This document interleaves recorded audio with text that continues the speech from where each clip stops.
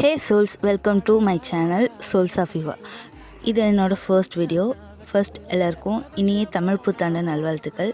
இது என்னோடய ரொம்ப நாள் ஆசை, அதனால ஸ்டார்ட் பண்ணிட்டேன். இனிமேல் டெய்லி விலாக்ஸ் வரும். நம்ம சீரியஸாக ஏதாச்சும் ஸ்டார்ட் பண்ணலாம்.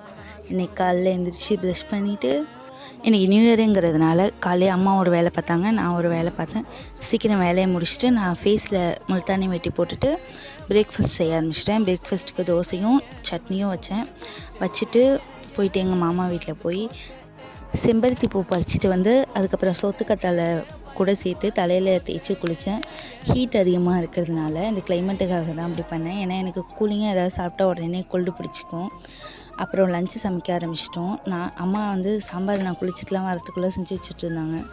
நான் சுடி போட்டுட்டு 2 பெப்ளம் டாப்ஸ் ஆர்டர் போட்டிருந்தேன். அது எங்கள் அத்தை வீட்டில் தைக்க கொடுத்துருந்ததை வாங்கிட்டு வந்து பார்த்தப்போ அப்புறம் எங்கள் அம்மா பீட்ரூட் மட்டும் செய்ய சொன்னாங்க.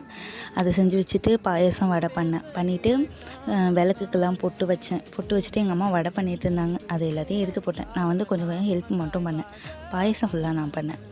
அதுக்கப்புறம் சாமி கும்பிட்றதுக்கு முன்னாடியே வாழைத்தண்டு இருந்துச்சு. அதை கட் பண்ணி நான் ஃப்ரிட்ஜில் எடுத்து வச்சுட்டு இருந்தேன். அப்பா வந்தாங்க. அதுக்கப்புறம் தான் சாமி கும்பிட்டு நானும் அம்மா அண்ணா அப்பா 4 பேர் இருக்கோம். நாங்கள் 4 பேர் சேர்ந்து சாப்பிட்டுட்டு அதுக்கப்புறம் எல்லோரும் வயலுக்கு போயிட்டாங்க. அண்ணா அவன் வேலையை பார்க்க ஆரம்பிச்சிட்டான். நான் போய் துணியெலாம் காஞ்சிட்டு இருந்துச்சு, அதெல்லாம் எடுத்துகிட்டு வந்தேன்.